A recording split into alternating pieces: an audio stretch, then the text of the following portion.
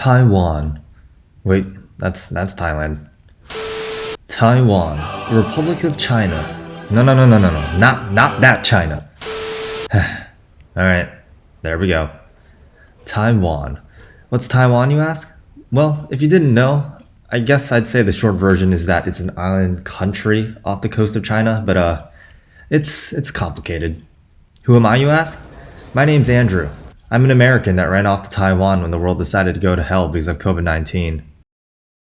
My parents are both originally from Taiwan, so I get to go back and see family pretty often. The first time I went to Taiwan, I was just 11 months old. For as long as I can remember, I've been coming back to Taiwan almost every year. But each time I came back, I'd always have this nagging feeling in the back of my mind. The feeling that I didn't belong, that I was a foreigner, that I wasn't supposed to be here, that I should just go back to the US where everything just makes sense. The calligraphy that my great-grandparents left behind, a mess of lines that I can't even read. Traditions that Taiwanese people have, for the most part, I'd only heard about them in books.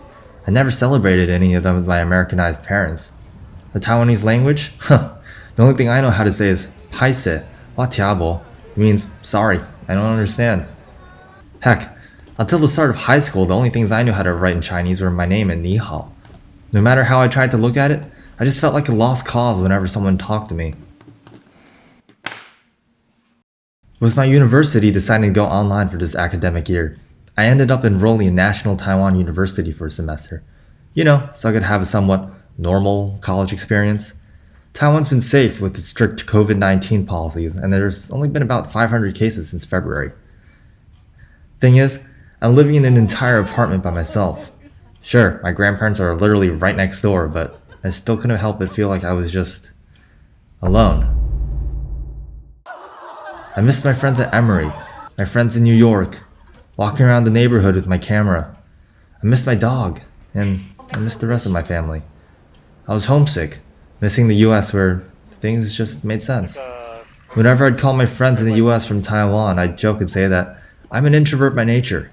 I already suck at approaching new people in English. How the heck am I supposed to do that in Chinese? I just couldn't help but feel like I was bothering people when telling them that I didn't understand what they meant. But then, the summer of 2018 rolled around. I participated in AID, a program that invited English-speaking high schoolers to teach children English all over Taiwan. We trained for a week, taught for another 2 weeks, and then we got to explore Taiwan during the final week. I got the chance to meet some amazing people, lifelong friends, and made a ton of unforgettable memories with the kids I taught and the places I saw. There was just something about living on a mountain in the middle of nowhere, hanging out with a bunch of other people my age, and teaching kids. It was by far the best time of my life. From that point on, Taiwan began to mean so much more to me than just a place with amazing food and where I could see family members. And that was when I truly started to fall in love with Taiwan.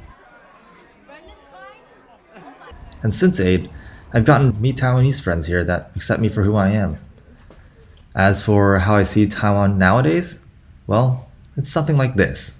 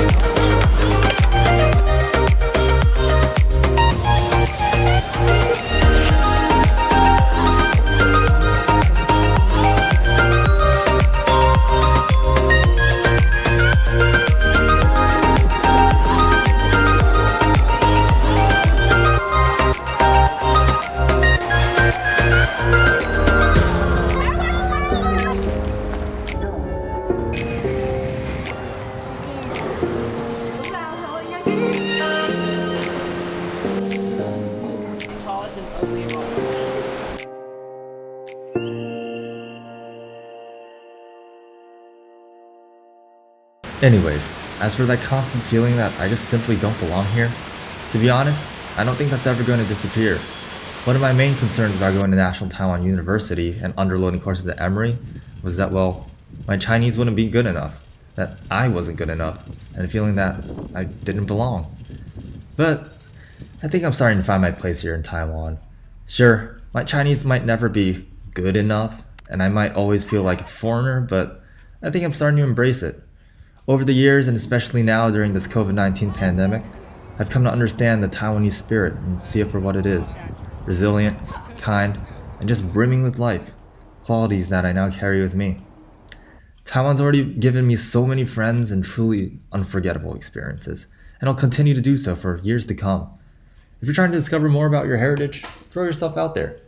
You might discover more about yourself than you thought was possible. As for me, I think I'm finally understanding what it means to not just be an American, but a Taiwanese American.